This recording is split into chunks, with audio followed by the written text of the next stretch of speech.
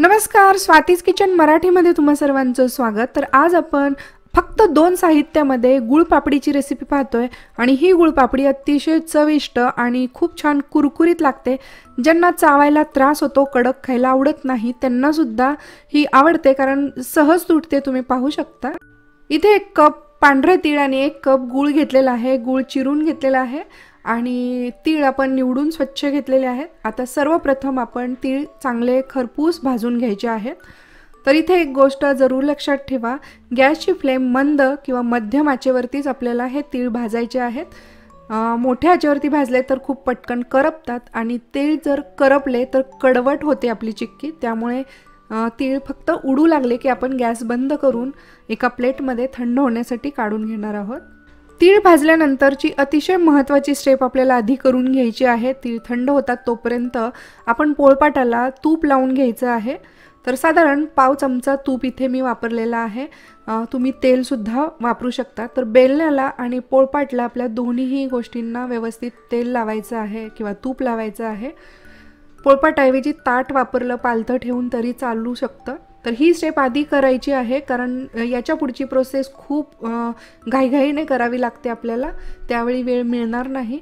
त्याच पॅनमध्ये आपण 1 चमचाभर तूप वापरलेला आहे। तुपाऐवजी तेल सुद्धा वापरू शकता आणि आता त्यामध्ये चिरलेला गूळ आपण वितळवून घ्यायचा आहे। तेल किंवा तूप ऑप्शनल आहे, नाही वापरलं तरी चालतं, पण जर 1 चमचाभर तूप किंवा तेल वापरलं तर छान चमक येते आपल्या चिक्कीला। आता 2 चमचे किंवा 2 टेबलस्पून एवढं पाणी टाकलेलं आहे। पाण्याची सुद्धा अजिबात गरज नाही, पण पाणी टाकल्यामुळे गुळाचे मोठे खडे आहेत ते पटकन विरघळतात। तर त्यासाठी 2 ते 3 चमचे पाणी तुम्ही वापरू शकता या गुळाचा पाक तयार करताना। आणि अगदी 1-2 मिनिटांमध्येच या गुळाला फेस येतो, याचा अर्थ याचा पाक तयार व्हायला लागलेला आहे। आणि आता आपण 2 थेंब पाण्यामध्ये टाकून याला थंड करून चेक करायचं आहे।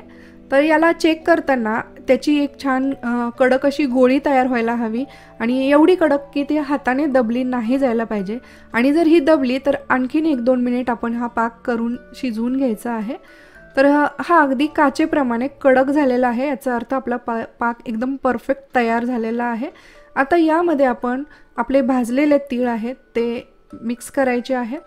आता इथून पुढची प्रोसेस आपल्याला मंद आचेवरतीच करायची आहे कारण गॅसची फ्लेम जर स्लो ठेवली तरच आपल्याला हा पाक जास्त पुढे जाणार नाही किंवा जास्त कडक नाही होणार।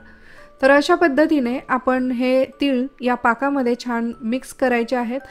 मिक्स झाले की चांगला एकजीव असा हा घट्टसर असा गोळा आपला जमा झालेला आहे। आणि आता आपण गॅसची फ्लेम बंद करायची आहे आणि पुढची प्रोसेस अतिशय फटाफट करायची आहे। तर छोट्या छोट्या पापड्या बनवायच्या असतील तर तुम्ही असं चमचाभर मिश्रण अशा पद्धतीने पोळपाटावर घ्यायचं आहे। हे मिश्रण खूप जास्त गरम असतं तर चटके बसण्याची खूप शक्यता असते। तर तसंच आपण हाताने थोडासा छोटा गोळा घेऊन गोलाकार देऊन पटकन आपण असं लाटण्याने किंवा बेलण्याने पातळ छोटीशी अशी गोल पापडी तयार करायची आहे लाटून। आणि ही प्रोसेस खूप झटपट करावी लागते। जर तुमच्या सोबत कोणी असेल एखादी व्यक्ती तर नक्कीच तुम्ही दोघींनी मिळून केलं तर खूप फटाफट ही प्रोसेस आपली बनते। आणि अशा पद्धतीने ह्या छोट्या पापड्या करायला आपल्याला वेळ लागतो आणि कधी शिल्लक राहिलेलं मिश्रण खूप जास्त कडक होतं थंड झाल्यामुळे। तर काही टेन्शन नाही घ्यायचं, ते थंड झालेल्या मिश्रणाला पुन्हा 5-10 सेकंद गरम केलं की पुन्हा ते मिश्रण आपलं पातळ होतं आणि पुन्हा उरलेल्या पापड्या आपण करून घेऊ शकतो। तर हे झाले छोट्या पापड्यांची प्रोसेस।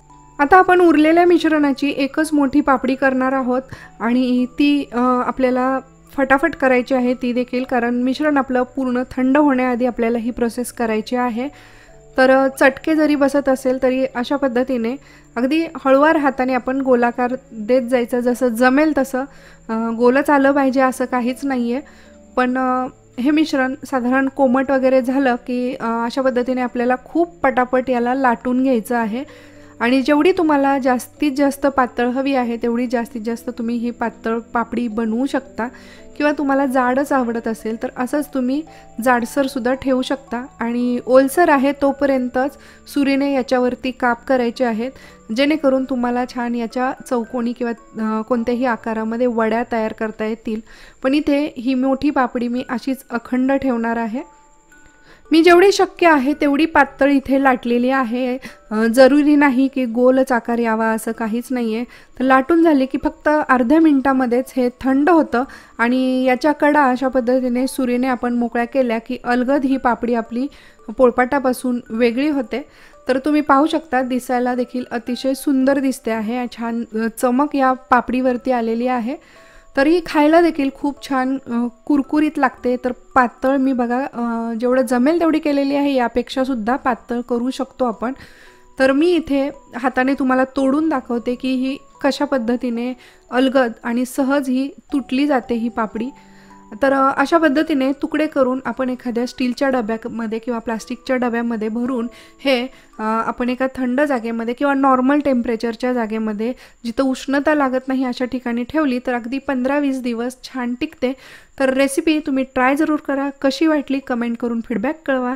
पुन्हा भेटूया नवीन रेसिपीसोबत. तोपर्यंत धन्यवाद.